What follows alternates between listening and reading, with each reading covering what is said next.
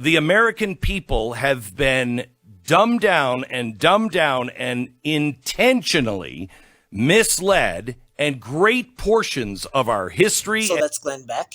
And there's something else I want to show you about what he says, but I wanted to play that first because it was very interesting, because a lot of people do not know their history. And it's not surprising because the victor writes the history. So the victor could say anything they want about the loser. So for prime example is the North and the South. The North won over the South. So the North could dictate the information that we know about the South. They could say whatever they want. Oh, the South was more racist than the North. It's not that the North wasn't racist, but the South is more racist than the North. I'm telling you that that's not the case. That's a huge lie.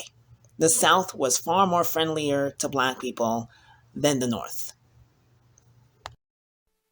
By the way, do you know who the first Republican president of the GOP was in Texas? Yeah, he was a black guy. Isn't that weird? Isn't that weird? Now, I strongly believe that he's talking about Norris Wright Cooney. I think that's how you pronounce his name. Now, when you go and Google images, it's funny that you see a white man, but there's a few images of him being black.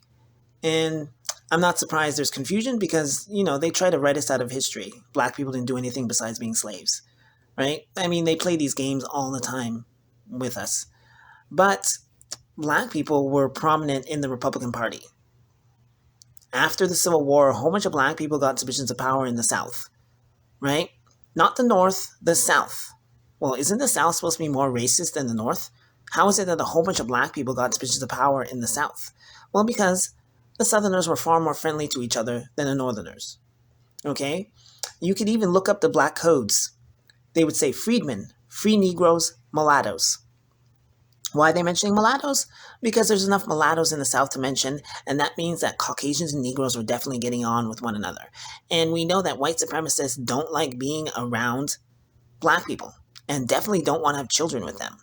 So when they tell you, they actually tell you in history, but people just don't pay attention. They tell you that the North was de facto segregation, and the South was de jure segregation.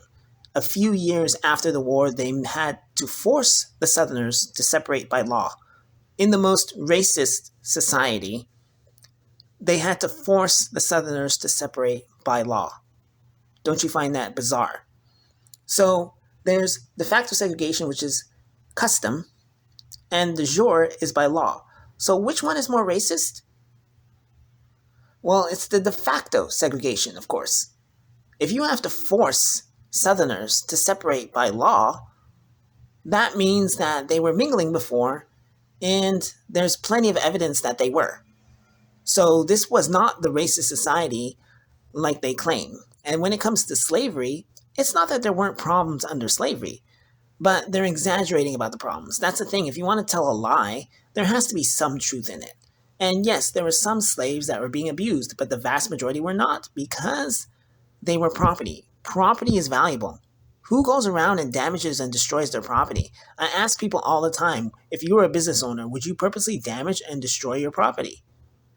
They don't want to answer the question because they know that they wouldn't. But apparently this is what slave owners were doing constantly throughout the South. It doesn't make any sense. So when they said that black people are actually doing well under slavery, that's the truth. And it's funny that when black people got out of slavery, it was much easier to attack them and marginalize them. The lynchings, that wouldn't happen under slavery because the slave owners wouldn't tolerate their slaves being lynched every 5 seconds.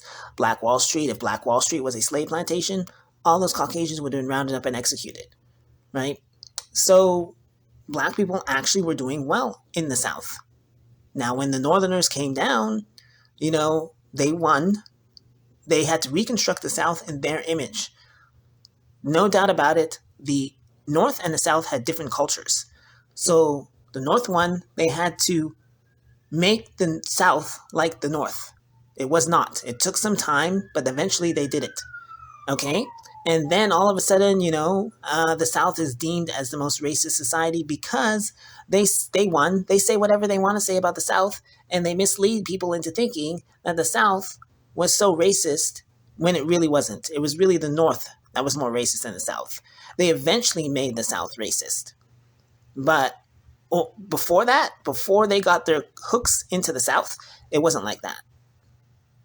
Not that there weren't problems, but race relations were way better in the South than the North. It's just so obvious when you actually study the South. Even in movies, they'll tell you the worst part of slavery. They'll show you the worst part of slavery, but also they'll show you, like in Django Unchained, who was Mr. Candy's woman? It was a black woman. It was open. 12 Years a Slave. Alfred Woodard, who was her man? It was a white man. This was open in the South. It wasn't a big deal. But in the North, oh yeah, it was a big deal. You couldn't do that. They didn't like that at all. But in the South, it was commonplace. So race relations were a lot better in the South than they were in the North. And as I said, a whole bunch of black people got into positions of power in the South. How could that happen? Because race relations are a lot better in the South. So that's the dumbing down of the American people. They're led to believe that the South was the worst. We're led to believe that black people didn't do anything in history besides being slaves. This is gross misinformation that they do all the time. And it's very annoying.